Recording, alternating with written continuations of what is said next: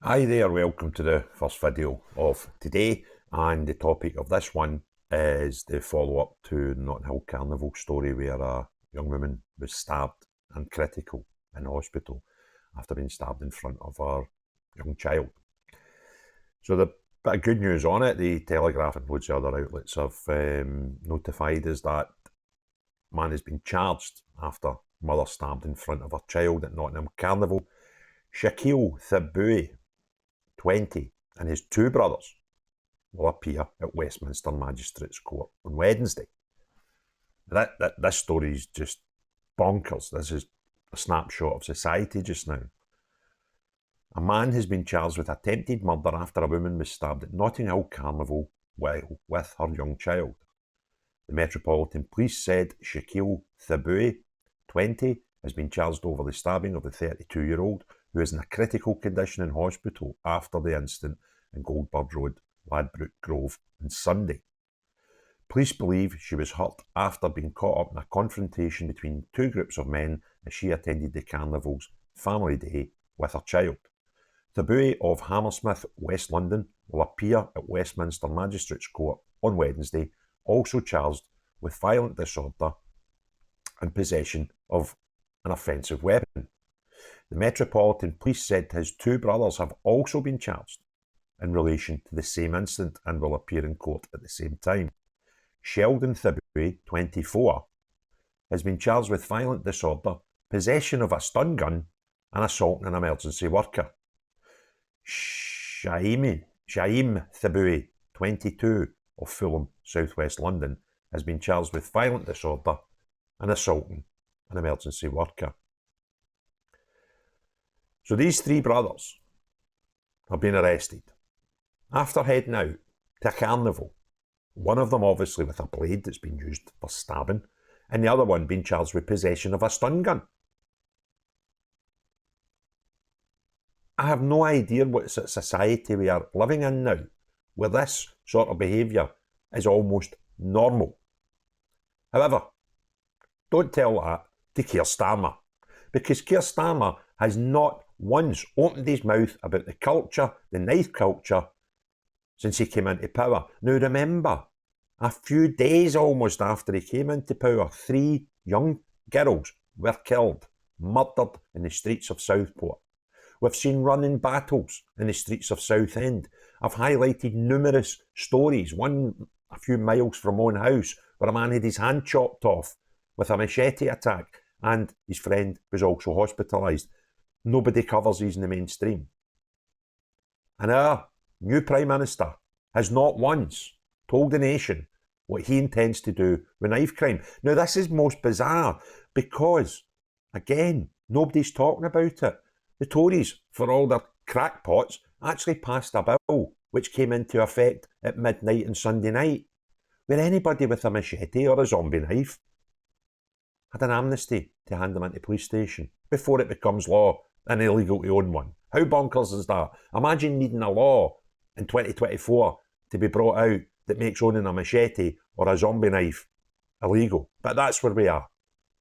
So, right now, we've got a 29-day amnesty to hand in machetes, blades over 8 inches, and these zombie knives. And you'll be compensated. The police will give you money, right?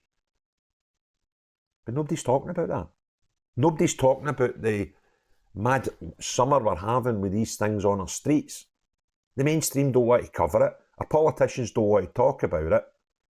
But they want to tell you that anybody that goes and stands at a protest where they have concerns for the level of immigration, the amount of illegal asylum seekers who aren't actually asylum seekers, and the knife crime in our streets, they've spent a summer telling us that if you have these thoughts, you're a bad person, you're far right. Yesterday, Keir Starmer told us about people rioting in the streets of Britain, doing Nazi salutes at the cenotaphs and having swastika tattoos. I think that's happened once. But that's the narrative that's been driven. Not once has he or his government told us about the levels of knife crime and what they intend to do about it. And in fact, remain silent on our current programme to rid the streets of the United Kingdom of large blades and zombie knives. And it will be no mention of that whatsoever. Absolutely zero. And here we've got a 32-year-old mother in her critical condition after being stabbed in front of her own child. But we've not to talk about that. I don't know where this ends. Sadiq Khan is a mayor of London. Not one word. Not one word. This is becoming ridiculous. We've seen 5 stabbings on Monday alone at this carnival, and 3 on the Sunday, which was family day, right? Maybe why there was a wee bit less. And 72 people arrested for having weapons at the carnival. But our politicians want to talk about people protesting.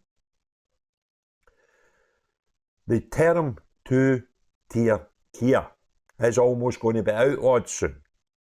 Because we've actually seen somebody in a court where the judge has told them they had crimes against the establishment. Where are we heading with this? Where are we actually heading with this? It saddens me that, yes, Keir Starmer and the Labour government have inherited a bit of a shambolic country. Let's not forget we had 14 years of a Tory government that seemed to do its damnedest to make Britain rubbish, right? If they didn't come out with that as an aim, then God knows how they managed to achieve what they have, right? So let's not forget that. But in the short time that Starmer and his communist friends have taken control of the United Kingdom, they've managed to make it even worse. And I would have thought that was impossible. And today we hear him telling us how we need a better relationship with the EU and we've got a once-in-a-lifetime opportunity to rectify that. No, you didn't, you absolutely lying scoundrel. Politicians of the United Kingdom had a once-in-a-lifetime chance to rectify their relationships with the EU when they were dealing with the Brexit result that was handed to them by the British government and told, sort this out. And you fought against it. You are shameless. Every single last one of you that held back negotiations to get us from Brexit. Even our own Scottish Nationalist Party complain we don't have a trade deal with the EU when that very trade deal was being voted on in Westminster. Their party failed to vote. And the vote lost by a mere 7 votes. But they tell us now that it's shameful that we don't have a trade deal with the EU. Could have had one in the click of your fingers if your bloody politicians had turned up for work that day and voted for what you tell us you want. Every single last one of you are despicable in your actions with the EU breakup. Because you didn't want it. You disagreed, the majority of you, with the vote of the British people. And now we'll just turn that around as well. These are absolutely despicable. And there's probably less than 10% of people in Westminster and Holyrood that actually deserve to be there. They go to their work each day, remembering that you serve the people of Britain and Scotland respectively. You want to take a good look at yourselves in the mirror and stop fan dancing around your agendas and listen to people. Because you don't. You actually want to criminalise people having thoughts about, oh, I think we've got too many people here. Oh, we're just letting a net almost 1 million, 750,000 people into our country, 1.2 million people, immigrants each year. We can't cope. We don't need that number. And every single government over the last 20 years has taken to power with a manifesto telling us that they would sort immigration. So they obviously believe there's a problem. Yet get into power and do nothing about it. And then question the sanity of the British people when they question is immigration levels a bit high. Treacherous, that's what you are. If you enjoyed this video, give it a thumbs up if you've not already done so. Please subscribe and hit the notifications bell. But most important of all, unless you're a two-faced, lying, treacherous Prime Minister, everyone else, have a great day. Cheery bye now.